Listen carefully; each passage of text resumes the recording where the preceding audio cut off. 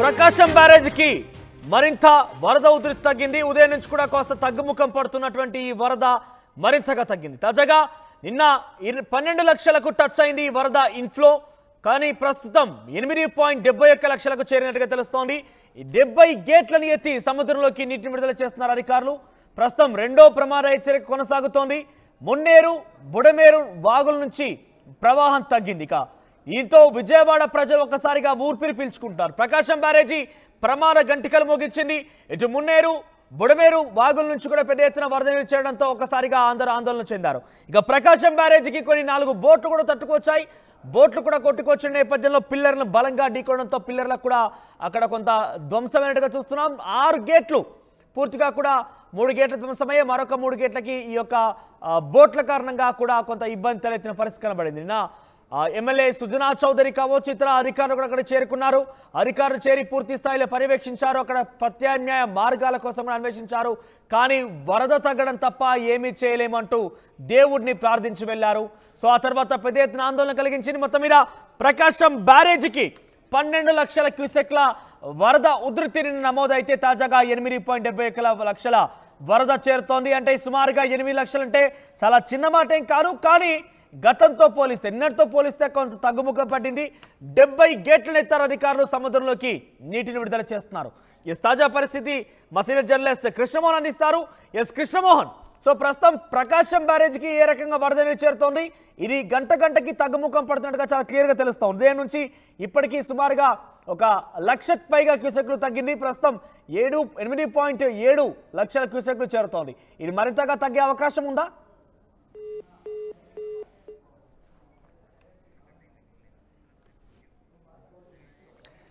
ఇక ప్రకాశం బ్యారేజ్కి వరద ఉధృతి తగ్గుతోంది.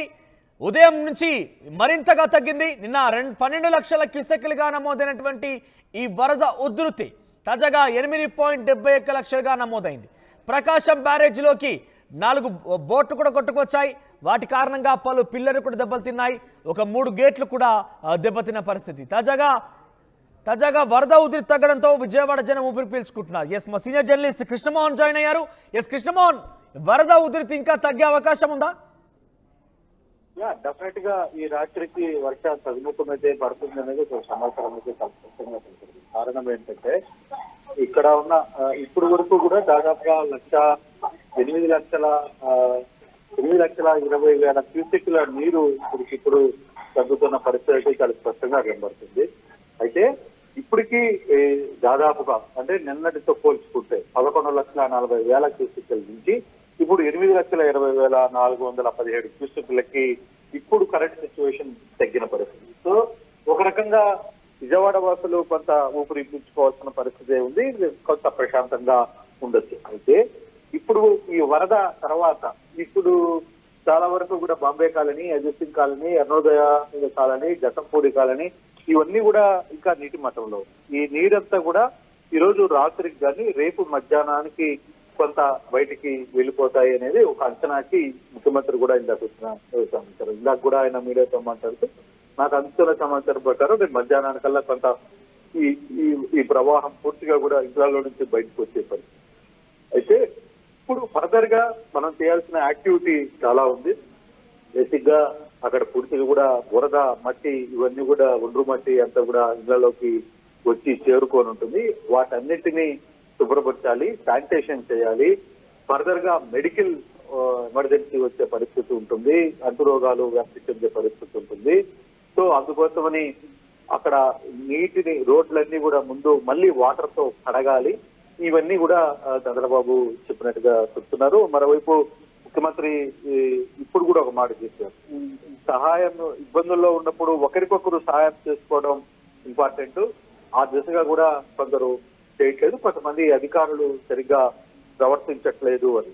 మెడికల్ కిట్లకు సంబంధించి దాదాపుగా 14,000 మెడికల్ కిట్లని రెడీ చేసి ఆ మెడికల్ కిట్స్ ని కూడా హెలికాప్టర్ల ద్వారా కూడా విడుదల చేస్తున్నారు. కొన్ని ప్రాంతాల్లో కొన్నిటిని నేరుగా అందించే ప్రయత్నం చేస్తున్నారు. 14 మెడికల్ సెంటర్లను కూడా ఏర్పాటు చేస్తున్నారు. ఇప్పుడు ప్రభుత్వం ఈ వరద గురించి పెద్దగా ఆందోళన చెందట్లేదు. కానీ ఫర్దర్ గా రేపటి నుంచి జరగబోయే రెస్క్యూ ఆపరేషన్స్ అంటే ఇళ్లలో ఉన్న చెత్తని మట్టిని ఎక్కడికక్కడ కరెంట్ లేదు వాటన్నిటిని రిస్టోర్ చేయాలి. తర్వాత వాటికి సంబంధించిన వ్యవహారాలన్నీ కూడా క్లోజ్ చేయాలి. తర్వాత ఇళ్లలో కొంతమంది మృతి చెందారు, వాళ్ళ బాడీస్ ని బయటికి ఇవ్వాలి. అలాగే శ్మశాన వాటికల్లో ఉన్న వీటన్నిటినీ కూడా పూర్తిగా శ్మశాన వాటికలందరూ కూడా నీటిమయమయ్యాయి. వాటన్నిటి మీద కూడా కొంత ఫోకస్ చేసి వాటన్నిటినీ క్లీన్ చేయాలి. కొంతమంది మృతి చెందిన సందర్భాలు ఉన్నాయి, వాటిని కూడా వాళ్ళందరినీ బయటికి తరలించాలి. పోలీస్ యంత్రాంగం అప్రమత్తంగా ఉండాలి. అంటే కృష్ణమోహన్, కొన్ని పడవలు కూడా అక్కడికి కొట్టుకు వచ్చాయి. రెస్క్యూ ఆపరేషన్స్ కొంత ఇబ్బందికరంగా ఉండొచ్చు, దాని అక్కడ రెస్క్యూ ఆపరేషన్ సంబంధించి ఏం జరుగుతుందని కొంత ఆందోళన కలిగించవచ్చు ప్రభుత్వానికి. కానీ అక్కడ ప్రకాశం బ్యారేజ్ గురించి కన్ఫైన్గా మనం మాట్లాడుకుంటే పెద్ద ఎత్తున వరద ఉధృతుంది కాబట్టి ఆ పడవల్ని ఎట్టి పరిస్థితుల్లో మనం పక్కకు నెట్టలేమంటూ కూడా అధికారులు తేల్చేశారు. కానీ తాజాగా కొంత వరద ఉధృతి తగ్గింది కాబట్టి పడవలు మరింతగా ప్రమాదం, అంటే ఇక్కడ పిల్లర్ల మధ్య నుంచి కానివ్వండి, లేకుంటే గేట్లను మరింతగా కొంత డ్యామేజ్ చేసేంత లోపు చూడకుండా వాటిని పక్కకి తొలగించే అవకాశం ఏమైనా కనబడుతోందా? దాని గురించి పెద్దగా ఆలోచన లేదు, ఎందుకంటే వరద ఉధృతి తగ్గింది కాబట్టి ఆటోమేటిక్ గా అది కొంత సైడ్ అయిన వెళ్ళిపోయే పరిస్థితి ఉంటుంది, దాన్ని ఆల్టర్నేట్ చూస్తున్నారు. కానీ ఇప్పుడు ప్రధాన సమస్య మనోజ్, ఈ వరద ఉధృతి కంటే కూడా ఇప్పుడు మునిగిపోయిన కాలనీలో నుంచి పబ్లిక్ ని ఎలా రికవరీ చేయాలి, రిట్రీవ్ చేయాలి, వాళ్ళు అక్కడున్న పరిస్థితులు, అక్కడున్న ఇబ్బందులు, వాళ్ళని వాటిలో నుంచి ఎక్కడ బయట పడేయాలి అనేది ఇప్పుడు ప్రధాన సమస్య. ప్రభుత్వం ఆలోచించేది ఇప్పుడు నీరు ఎన్ని రోజులకి, ఎన్ని గంటలకి పూర్తిగా కంప్లీట్ గా వెళ్ళి మామూలు స్థితికి వస్తుంది. మామూలు స్థితికి వచ్చిన తర్వాత అప్పుడు ప్రతి ఇళ్లలో దాదాపుగా 40 నుంచి 70 వేల ఇళ్లలోకి ఈ వరద ప్రవాహం వెళ్ళింది. వరద నీరు పూర్తిగా ఉన్నాయి. ఇప్పటికీ కరెంట్ లేదు. ఇళ్లలో ఉన్న కరెంటు స్విచ్ బోర్డులు వీటన్నిటిలో కూడా పూర్తిగా కూడా వాటర్ చేరిపోయింది. కాబట్టి ఇప్పటికిప్పుడు అవి తిరిగి రిట్రీవ్ చేయాలన్నా, ఎలక్ట్రికల్ పవర్ ని రీస్టోర్ చేయాలన్నా ఇవన్నీ కూడా చాలా సమస్యలు ఉన్నాయి. వీటన్నిటిని ఎలా రీస్టోర్ చేయాలనే దాని మీద పెద్ద ఫోకస్. ప్రకాశం బ్యారేజ్ కి వచ్చిన ముప్పు ఏం లేదు. ప్రకాశం బ్యారేజ్ కి దానివల్ల ఇప్పుడు పెద్ద జరిగే డ్యామేజ్ లేదు. వాటర్ యూజువల్ గా అవుట్ వెళ్ళిపోతుంది కాబట్టి దాని గురించి పెద్దగా టెన్షన్ పడడం లేదు. ఇప్పుడు ఫర్దర్ గా వస్తున్న కాంప్లికేషన్స్ ని ఎలా రెక్టిఫై చేయాలి, రిస్టోర్ చేయాలి అనే దాని మీదనే ప్రభుత్వం ఫోకస్ చేస్తుంది. మన వరద కూడా తగ్గింది కాబట్టి ఈ వరద ఈ సాయంత్రానికో రేపు మధ్యాహ్నానికో కొంత చెక్ చేసుకునే పరిస్థితులు, అంటే కొంత పూర్తిగా కూడా బయటికి వెళ్ళిపోయే పరిస్థితి ఉంటుంది. కాబట్టి అప్పటి నుంచి ఫర్దర్ యాక్షన్స్ ని ఎలా మూవ్ చేయాలనే దాని మీద కొంత ఫోకస్ జరుగుతుంది. మరోవైపు ఫుడ్ ప్యాకెట్స్ ని దాదాపుగా 13 లక్షల ఫుడ్ ప్యాకెట్స్ ని వివిధ రకాల రూపంలో ఎవరికి వాళ్ళకి అందిస్తున్నారు. పూర్తిగా అధికార యంత్రాంగం రంగంలో ఉంది. మరోవైపు మంత్రులందరూ కూడా కనీసం 2-3 రోజుల నుంచి నిద్ర లేకుండా ఎక్కడికక్కడ పనిచేస్తున్న పరిస్థితులు కూడా చూస్తున్నాం. అయితే అక్కడక్కడ కొంత సమస్యలు వచ్చినాయి. కొంత అధికారులకి వీళ్ళకి మధ్య కొంత సమన్వయ గ్యాప్ ఉంది. దాన్ని రీస్టోర్ చేయాలని చెప్తారు. అధికారులు కొందరు సరిగ్గా ప్రవర్తించలేదని కూడా ఈ రోజు జగంపూడి కాలంలో కొంతమంది అధికారులు సరిగ్గా ప్రవర్తించట్లేదని ముఖ్యమంత్రి స్వయంగా వాళ్ళని సస్పెండ్ చేసిన పరిస్థితి కూడా ఉంది. సో ఇట్లాంటి ఇష్యూస్ కొన్ని కనబడుతున్నాయి.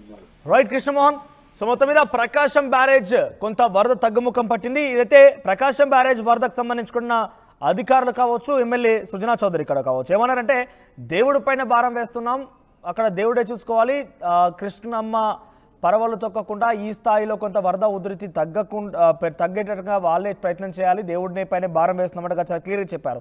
కానీ తాజాగా చూస్తే కనుక ఈ వరద పైన పెద్దగా ఆందోళన కలిగించకపోయినప్పటికీ అక్కడ రెస్క్యూ ఆపరేషన్ సంబంధించి ఏ రకంగా ఉండబోతుంది, వారిని ఏ రకంగా పునరుస్థానాన్ని తీసుకురావాలనేది పెద్ద సవాల్గా మారే అవకాశం ఉన్నట్టుగా ప్రతినిధి కృష్ణమోహన్ చెప్తున్నట్టుగా చాలా క్లియర్గా అర్థమవుతున్న అంశం ఏంటంటే ప్రభుత్వానికి ఇప్పుడు సవాల్ ఏంటంటే అక్కడ నీటమున్నటువంటి ఆ ప్రాంతాలని కావచ్చు, విజయవాడ నగరాన్ని ఏ రకంగా ఉందో గతంలో దాన్ని పునరుస్థానాన్ని తీసుకురావడమే పెద్ద సవాల్గా మారింది. మరి ఏ స్థాయిలో అధికారులు సహకరిస్తారు?